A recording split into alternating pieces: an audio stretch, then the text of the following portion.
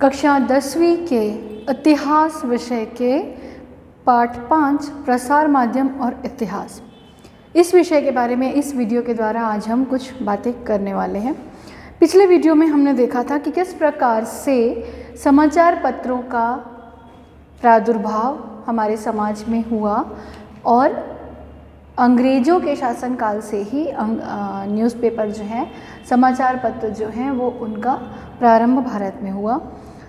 ज्ञानोदय और प्रभाकर, दर्पण जैसे समाचार पत्रों की शुरुआत कैसे हुई और पत्रकार दिवस कब मनाया जाता है, क्यों मनाया जाता है, इन विषयों पर हमने चर्चा की थी। आपने अगर ये नहीं देखा हो तो प्लीज़ प्रियर वीडियो आप देख सकते हैं। आज हम केसरी और मराठा इसके बारे में जानते हैं। स्वतंत्रता पूर्व समय के भारतीय समाचार पत्रों के इतिहास में महत्वपूर्ण चरण के रूप में केसरी और मराठा समाचार पत्रों का उल्लेख किया जाता है। ये समाचार पत्र 1881 ईस्वी में गोपाल गणेश आगरकर और बाल गंगाधर तिलक ने प्रारंभ किए थे। साथियों, ये दो समाचार पत्र ऐसे थे जिन्होंने उस वक्त की सामाजिक और राजनीतिक समस्याओं को वाणी प्रदान की थी, अर्थात उस वक्त की जो भी दशा थी, जो स्थिति थी, इन समाचार पत्रों ने मुखर रूप से बिना किसी भय के उन समस्याओं को बहुत अच्छे से जनता तक पहुंचाया था और जनता में देश के प्रति अंग्रेज़ों के शासन के विरुद्ध जो आंदोलन चलाए जा रहे थे उसके बारे में इन्होंने क्रांति का कार्य किया था। 21वीं शताब्दी में समाचार पत्र जो हैं वो लोकतंत्र के चौथे स्तंभ के रूप में भूमिका निभा रहे हैं। साथियों, न्यूज़ यानी मीडिया को फोर्थ पिलर ऑफ डेमोक्रेसी कहा जाता है, लोकतंत्र का चौथा स्तंभ कहा जाता है, क्योंकि समाचार पत्रों के माध्यम से, मीडिया के माध्यम से हम देश की, विदेशों की वर्तमान स्थिति को जान पाते हैं और हमारा क्या कर्तव्य है, हमारा क्या प्रतिक्रिया है, ये हम सही ढंग से जान पाते हैं और व्यक्त कर पाते हैं। इसलिए इन्हें लोकतंत्र का चौथा स्तंभ कहा जाता है।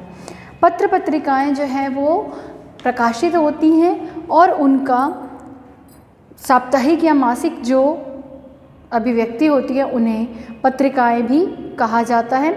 इनमें साप्ताहिक, पाक्षिक, मासिक, द्वैमासिक, त्रैमासिक, षण्मासिक या वार्षिक पत्रिकाएं होती हैं, अर्थात कुछ पत्रिकाएं होती हैं जो हर हफ्ते निकलती हैं, कुछ पखवाड़े में 15 दिन में निकलती हैं, उन्हें पाक्षिक, कुछ मंथली निकलती हैं, कुछ हर 2 महीने में, कुछ 3 महीनों में, जिन्हें क्वार्टरली भी बोल सकते हैं, कुछ 6 महीने में और कुछ वार्षिक यानी साल भर के बाद। तो जिस भी संस्था से, जिस भी बात से रिलेटेड हो, जिस भी बात से संबंध में वो पत्रिका हो, उसका पूरा उतने समय का ब्यौरा, उनकी जानकारी पत्रिकाएं हमें प्रदान करती हैं। बाल शास्त्री जांभेकर ने मराठी भाषा में प्रथम मासिक पत्रिका दिग्दर्शन शुरू की गई। प्रथम मासिक पत्रिका दिग्दर्शन बाल शास्त्री जांभेकर ने मराठी मीडियम की प्रारंभ की थी। यदि पत्र पत्रिकाओं का विचार करें तो प्रगति 1929 ईस्वी में साप्ताहिक पत्रिका महत्वपूर्ण मानी जाती है। उसके संपादक त्र्यंबक शंकर शेजवलकर थे।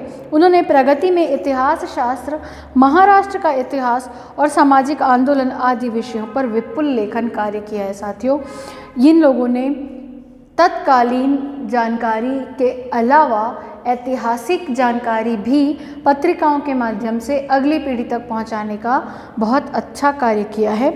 वर्तमान समय में भारतीय इतिहास से संबंधित अनेक पत्र पत्रिकाएं प्रकाशित हो रही हैं, जैसे मराठी भाषा में भारतीय इतिहास आणि संस्कृति, मराठवाड़ा इतिहास परिषद पत्रिका आदि। निश्चित तौर पे अब आप लोगों को इन पत्रिकाओं को पढ़ने की उत्सुकता हो रही होगी और आपको पढ़नी भी चाहिए, जो कि हमें महाराष्ट्र के इतिहास से अवगत कराने वाली पत्रिकाएं हैं। इसके बाद मुद्दा है वेब पत्रिका का। वेब पत्रकारिता आज के टेक्नोलॉजी युग में हम देखते हैं कि हम नेट पे भी पत्रिकाएं, पेपर, न्यूज़पेपर, ये सारी बातें देख सकते हैं। उसके अलावा web news portal, social media, web channels, YouTube में अंग्रेजी और भारतीय भाषाओं में पाठकों और दर्शकों के लिए पठनीय सामग्री उपलब्ध कराई जाती है। अर्थात सोशल मीडिया के माध्यम से समाचार लोगों तक पहुंचाया जाता है, जिन्हें वो देखना या सुनना चाहते हैं। वो इन सोशल मीडिया के अलग अलग प्लेटफॉर्म्स का यूज़ करके उन बातों का लाभ ले सकते हैं। अब हम बात करते हैं आकाशवाणी की। आकाशवाणी वो नहीं जो आकाश के द्वारा हमें पता चले। हमें आकाशवाणी यानी कि रेडियो, FM रेडियो, ये सारी शब्द जो आपने सुना होगा, पहले टीवी और रेडियो के माध्यम से समाचारों को सुना जाता था।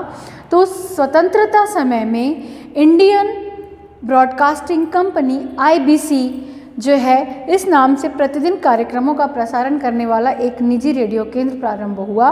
बाद में अंग्रेज सरकार ने इस कंपनी का इंडियन स्टेट ब्रॉडकास्टिंग कंपनी से नामकरण कर दिया, ISBS, और 8 जून 1936 को इस कंपनी का नाम ऑल इंडिया रेडियो कहा गया। साथियों, रेडियो के माध्यम से हम कोई भी जानकारी जो पेपर में पढ़ते हैं उसे हम रेडियो में सुन भी सकते हैं। उसके अलावा रेडियो में बहुत से गाने और बहुत सारे ज्ञानवर्धक बातें और समकालीन विश्व की जानकारियाँ रेडियो के माध्यम से हम सुनते हैं। तो रेडियो की शुरुआत जो है वो 1924 में हुई थी इंडियन ब्रॉडकास्टिंग IBC के नाम से, लेकिन बाद में उसको ISBS के नाम से चेंज किया गया और फाइनली आज AIR ऑल इंडिया रेडियो के नाम से जाना जाता है। और भारत स्वतंत्र होने के पश्चात AIR भारत सरकार के सूचना एवं प्रसारण विभाग का एक अभिन्न अंग बन गया है। इसका प्रारंभिक स्वरूप सरकारी कार्यक्रमों और उपक्रमों की जानकारी देने वाला अधिकृत केंद्र था। विख्यात कवि पंडित नरेंद्र शर्मा के सुझाव पर इसे आकाशवाणी का नाम दिया गया है। तो आज आपने जान लिया कि आकाशवाणी का नाम पंडित नरेंद्र शर्मा के द्वारा दिया गया और इसका कार्य पहले केवल शासकीय कार्यक्रमों की जानकारी जनता को पहुंचाने का हुआ करता था। बाद में उस पर विविध मनोरंजन कार्यक्रम भी प्रस्तुत किए जाने लगे। इस आकाशवाणी के द्वारा हम किसानों से संबंधित, युवा वर्ग से संबंधित, स्वास्थ्य से संबंधित बहुत सारी श्रवणीय जानकारियाँ सुनते हैं और ये बहुत ही लाभप्रद होती हैं हमारे लिए। लोकप्रिय रेडियो सेवा विविध भारती, जैसे शब्द को कोई भी ऐसा नहीं होगा बच्चा 10th स्टैंडर्ड का जिसने ये शब्द नहीं सुना होगा। विविध भारती द्वारा 24 भाषाओं और 146 बोली भाषाओं में कार्यक्रम प्रारंभ हुए हैं और वर्तमान समय में निजी रेडियो सेवाएं शुरू की गई हैं, जैसे कि रेडियो मिर्ची। रेडियो मिर्ची आज का सबसे पॉपुलर रेडियो प्रोग्राम है जो सभी को पता है जिसके बारे में। तो इसकी शुरुआत, इसका प्रारंभ कैसे हुआ, क्या हुआ, ये आप सभी ने आज देखा है।